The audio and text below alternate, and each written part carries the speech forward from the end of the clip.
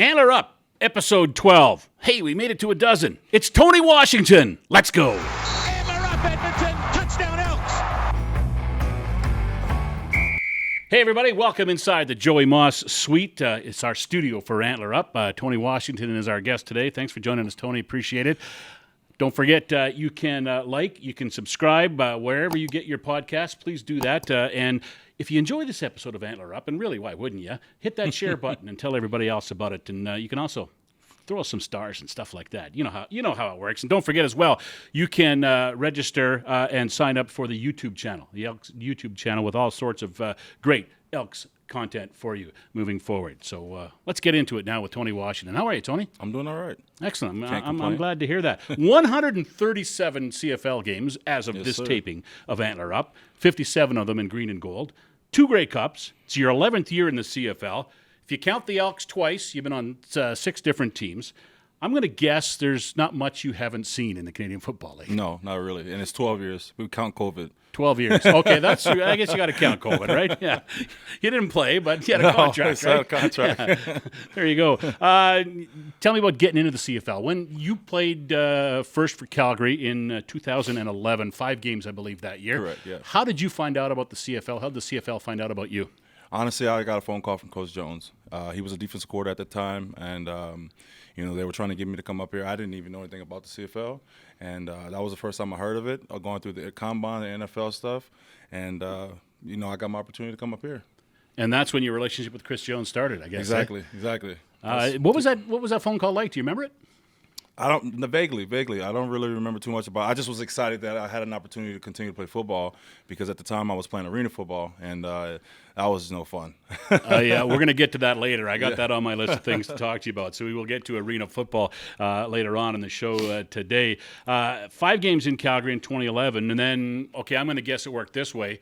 Chris Jones goes to be the DC in Toronto, and you became a free agent. Exactly. And I'm going to connect the dots here. You got another phone call from Chris Jones. I got another phone call from Chris Jones. Sitting on my couch after I left Calgary, and he called me and said, flying you up, let's go. Yeah, and that, what is it with you two? Like, how did you guys mesh together? I mean, he's a defensive coach. I know he's head coach now, and he's been your head coach twice. But he's a defensive coach. You're an offensive lineman. Mm-hmm. How did you guys kind of build your relationship? That's a good question. I mean, I think we just kind of bonded from the get-go. As soon as we, I was around the guy, or like I said, in Calgary and Toronto, and I think it just went from there.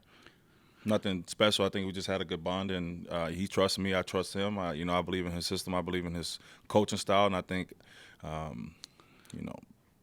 like what he gives me too. Makes me into a player. So, yeah.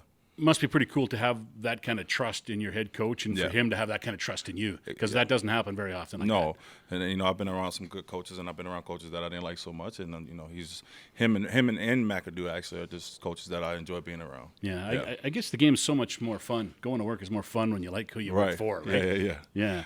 Okay, what was it? It was December of last year. Chris Jones was named head coach and general manager. Where were you when you heard that?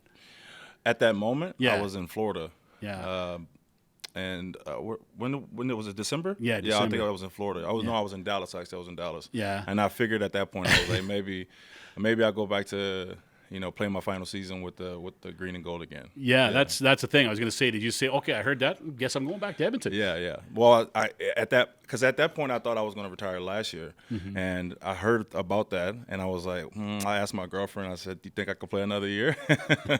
So go for it, That's cool. And I know you were one of the first moves that was made by the team when he came here in 2014. I think they acquired you on draft day, right? In a trade, and literally the first move. Yeah, and same thing this year. Yeah, this time around when he joins the team. Yeah. So, so where have you been? You've been with him, Calgary, Toronto, here, and that was it. And then back here. Yeah, you didn't get an offer to go to Saskatchewan? Oh, it was a possibility. I like what I had built here, and I thought Ed Hervey was a good GM, and I kind of started to make Edmonton my home, so I decided to stay. In hindsight, I should have probably went. You didn't have a great ending here the first time around, did you? No, not with the previous general manager. You got released 6 games in. The best news is, which I guess was good for you, it's like the next day you get signed by Hamilton. Same day. Same day? They called me the same day. Yeah. Yeah, I was out of place. I was playing right tackle, and I don't play right tackle. And that was a coaching decision that they made, and they got me out as fast as they could. So you go to Hamilton. What was it like playing there? What, a year and a half or a season and a half? A season, or 2 half seasons. 2 half seasons, actually. Yeah. Yeah. That's an interesting town because they seem to really love their football. Yeah. And I had a lot of fun there. Actually, it was a really good organization, good team to play for. I wasn't expecting to be traded, but I mean, in that moment, I understand why they did it with, the trade with Westerman and I can't remember the kid's name, the wide receiver. There was 2, Westerman, Johnny Manziel. It was just a big trade, a blockbuster trade. So I got why. A lot of draft picks too, is that right? Oh yeah, I don't think Montreal had a draft pick. I don't think they have one still. I think they have. No, they still don't have one. Yeah, they got the Elks this year, right? In the trade. Oh, in the first round. That's right. Yeah. So I'll have to check into that and see or not. But I think I think maybe next year is when they get their draft picks back from that trade. Yeah. So let's touch on that a little bit. So you're in Hamilton, the start of training camp. Your second year there, 2018, right? Yeah. Johnny Manziel comes to town. Yeah. Was that as big a circus from the inside as it seemed to be from the outside? I think guys in the locker room, they didn't make it as big of a deal as the rest of the media was. We knew that he had that celebrity surrounding him, but I think everybody kind of took it, and just continued to go day-to-day basis. I mean, I'm sorry. Just everyday football. It was just, it was kind of fun to have that spotlight on you. But it was cool. It was a good time. All sorts of media training camp. All kind of media. Yeah, from everywhere too, right? Yeah. He was a big deal. What was he like to be around? Did you get to know him very well? Yeah, I mean, well, because we went to Montreal together too. Yeah. So I had time to speak to him. But Johnny kind of did his own thing, Yeah. But yeah, we went to restaurants and stuff too. He was a cool guy. Yeah. Excellent. 2012, you're in Toronto. You won the 100th Grey Cup. That's must have been pretty cool. Yeah. In Toronto too, right? Yeah. Against Calgary after they cut me that year. Yeah. Well, there you go. That was even nicer for you. Yeah. Then, eh? Yeah. Tell me about that game. What do you remember about it? Oh man, the drinks after. It was a party from and I had Adrian Belli at the time. It was he came back out of retirement and he made it so fun. We broke the trophy. I remember just running on the field when the clock struck 0 and just celebrating with the team. It was, Justin Bieber was singing that at the halftime. Yeah. So I mean, it was just it was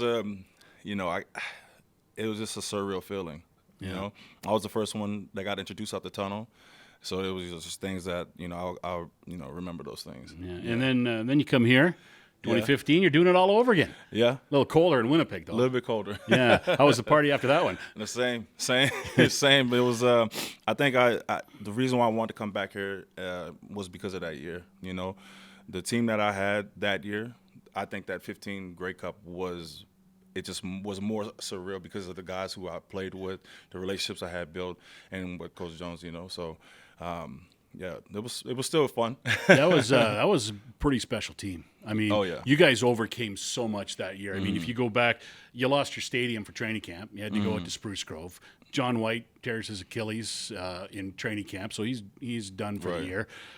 You got to play your home preseason game in Fort Mac. Yeah, Mike Raleigh went down that game too. And that was the next game when it was Toronto's home game, right? To start the regular season the next week. Mike Raleigh, your quarterback, goes down in week 1. You don't see him again until September. It was just a lot of stuff to overcome. Yeah. But that's what made it so special. Yeah. Then that run, Roddy comes back. He makes an appearance at the end of the Labor Day game, plays a little bit. You lose that one, and then he starts the game here, and you guys are lights out. Tell me about that 10-game stretch. I mean, you won everything. Every game seemed like a comeback. Every game seemed close, and you guys made the exact move. It seemed on the field at the right time every game. Yeah, I think we just had we were not going to lose. That's the vibe that we had in the locker room. We bought into Chris Jones. We bought into McAdoo, and we bought into each other. We went out together. We partied together. We ate together, and it just we just bonded, man. Like that team was just not going to lose. We were going to do whatever we had to do to win those games, and we trusted Mike. Yeah. He's I miss him in this league. I mean, he's retired now, but Mike O'Reilly was a special guy. We had a great relationship for our pregame interviews in the Kubotas all the time. He's just a guy that it's a shame because the CFL needs guys like him. Yeah. He was a staple in this league for sure. Yeah. And I mean, lots of room on his back, right? Because everybody, if you need him, you just climb on there. Yeah, right? exactly. True leader. The Grey Cup game in Winnipeg, do you get a lasting memory from that? I remember sitting in the press box. The thing I remember the most is Matt O'Donnell picking up Mike after that last snap and like pulling him up, 6'11", right? So he's pulling him way up there. And it must be kind of cool because you're on the field. When the offense is on the field, you're taking the victory formation. Must be nothing better than that. Yeah, I turned to Rotier, and we gave him a big hug. I hugged the boys on the line. I gave D'Anthony Baptiste was the right tackle. I think it just gave him a big hug, and that's all I remember is just that embrace, from my boys that we did it. That was it was just unreal. Yeah. That was unreal. And again, you won that game like the rest of that season. I mean, you're down 13-0 before you even touch the football, right? Right. Yeah. That was.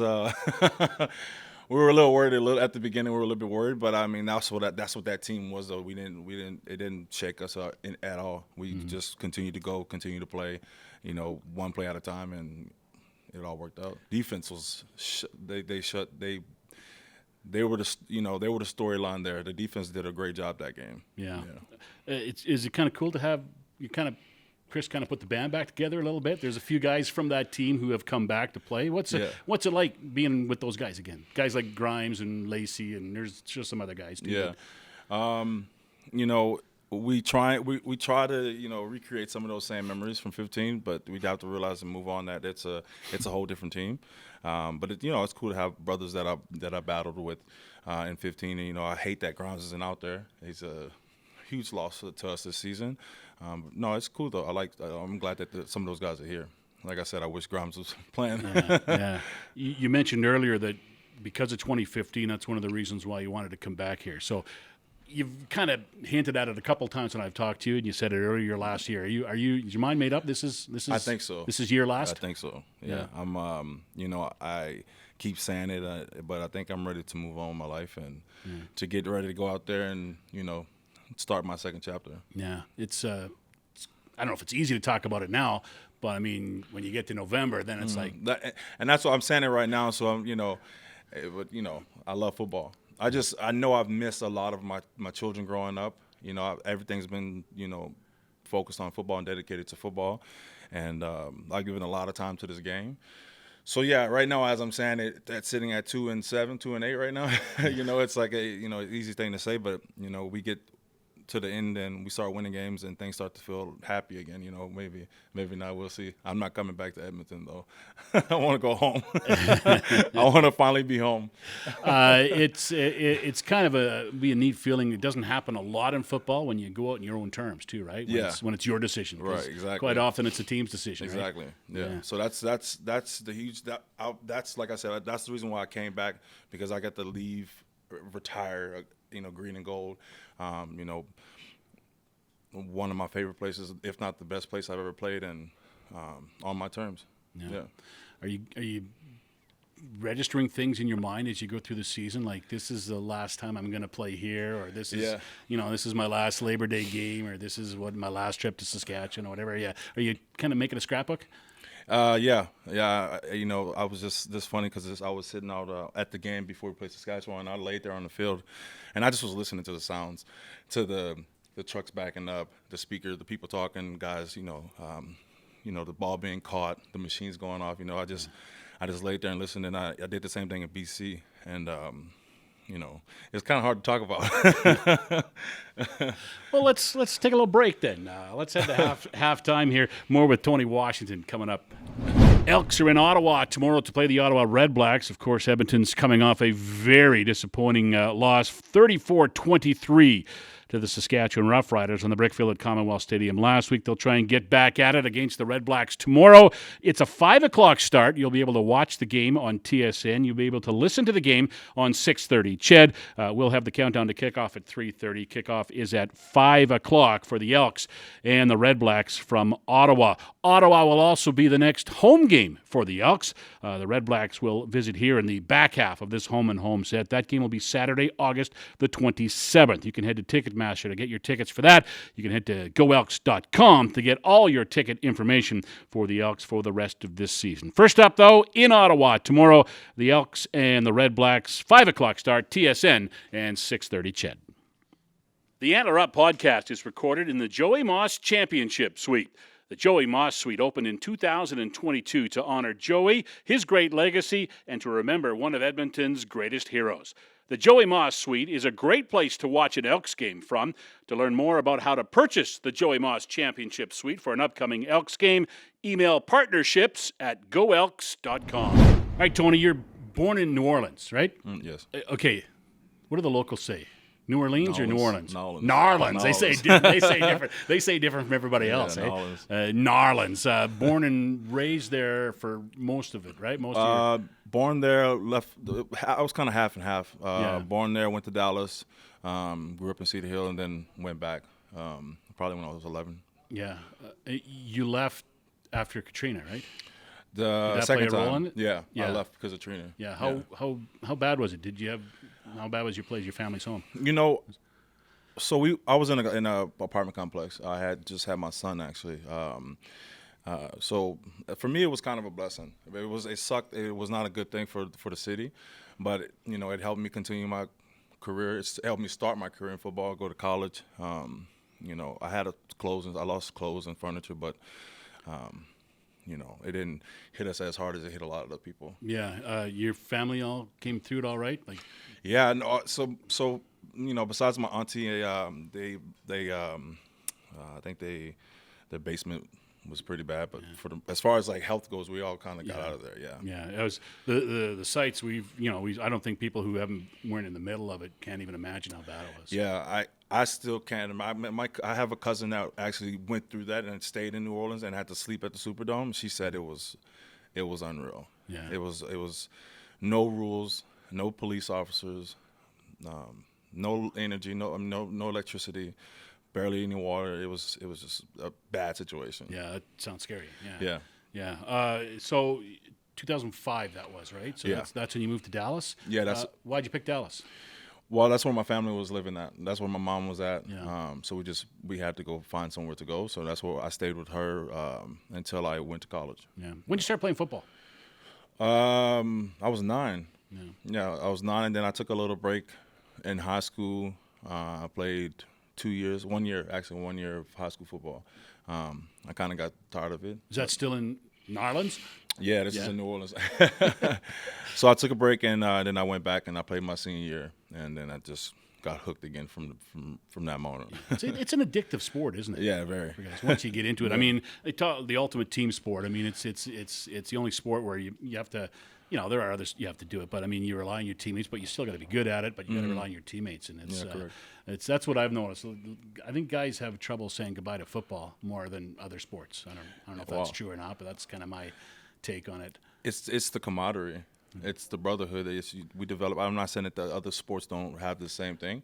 It's just something about football, the griminess of it, the grittiness of it, the battles that we face together, and it's hard to let it go. I think it's a bit different too because you don't play as many games as basketball or hockey, and you're spending more time together practicing, and maybe you appreciate the games more because you don't play 82 games a year like hockey and basketball. You got your 16, your 18, and then you got 6 months of waiting, right? Yeah, maybe. Arena ball. How'd you get into that? Was after college? Yeah. Arena was kind of just trying to keep my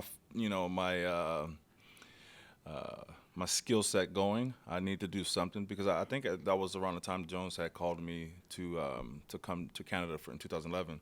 So 2010, I needed something to do. So that's how I got involved with it. And I remembered Dallas had a team. So I honestly just called their office and I asked, for one of the coaches. Yeah. And they called me back and he was like, yeah, come to practice tomorrow. And I was like, okay. The Dallas Vigilantes, right? Correct. So you show up at practice the next day. What was that like? Anybody? Did you know anybody there? Did you heard anybody on the team? Or No, I don't remember. There was guys I heard of that played football in college and stuff, but I don't think I knew anyone on that team. I think there was one guy that came later that I went to college with, but that was about it. Manny Arsenault told me he played it. I guess 2 years ago or last year, whenever. Yeah, he was playing in Frisco. Yeah, okay. And he said that it's an extremely physical game. That's what that he didn't realize. Maybe I don't know if it's different from the O-line to being a receiver or not, but well, I think it's kind of like human pinball to a certain extent. Well, that's what it might be more physical for them.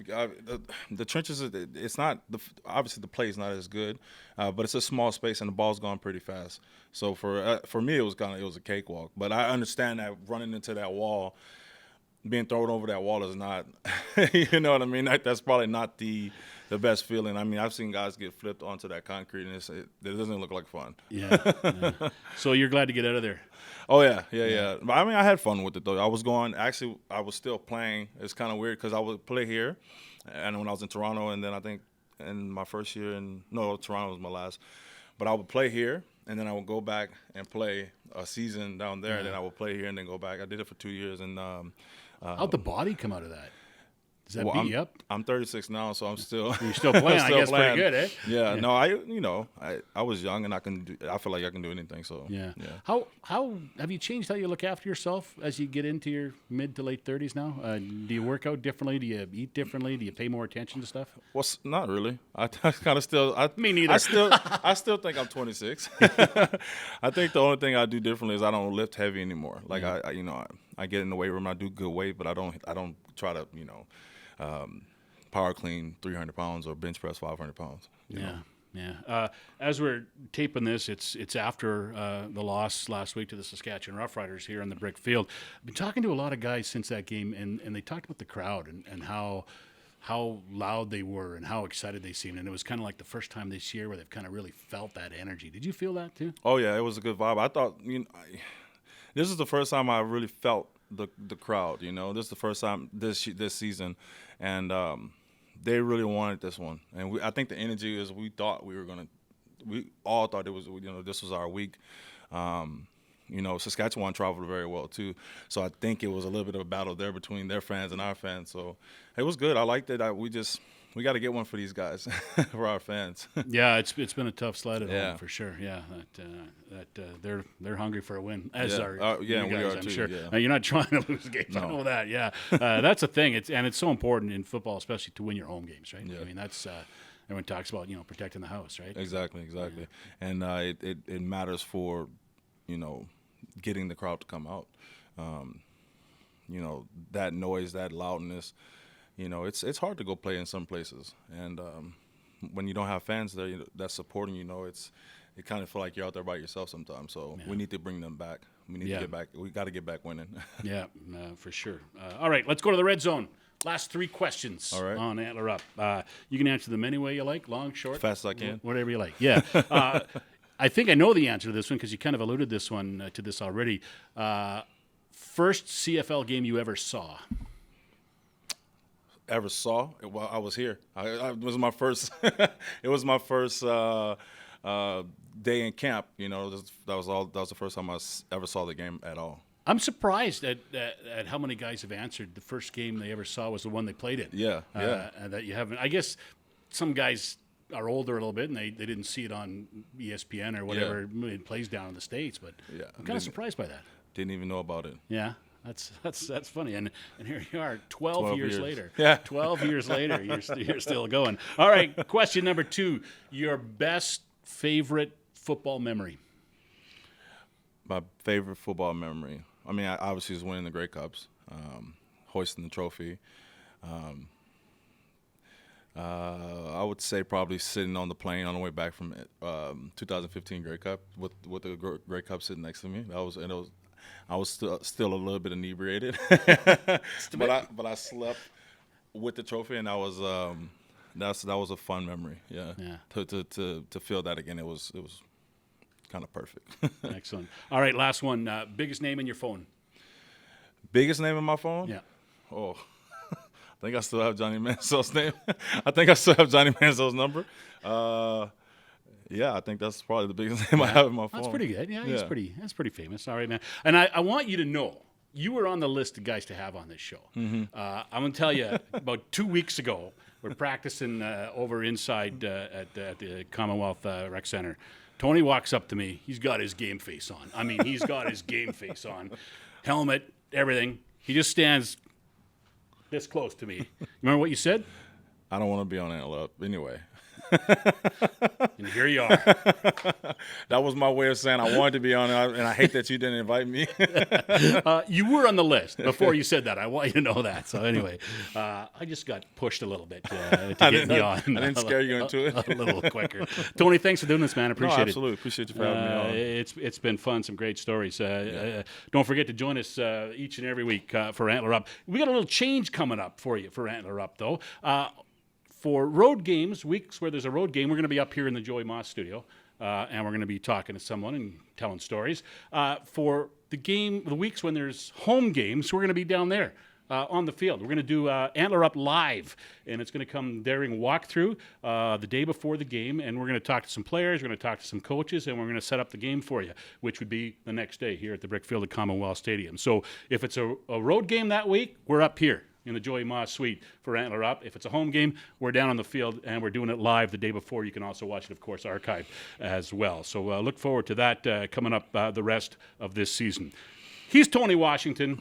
I'm Morley Scott. We'll catch you next time on Antler Up. Antler Up Edmonton, touchdown Elks. James Wilder Jr.'s got a pair. He'll walk the dog to the end zone. Antler Up Edmonton, touchdown Elks.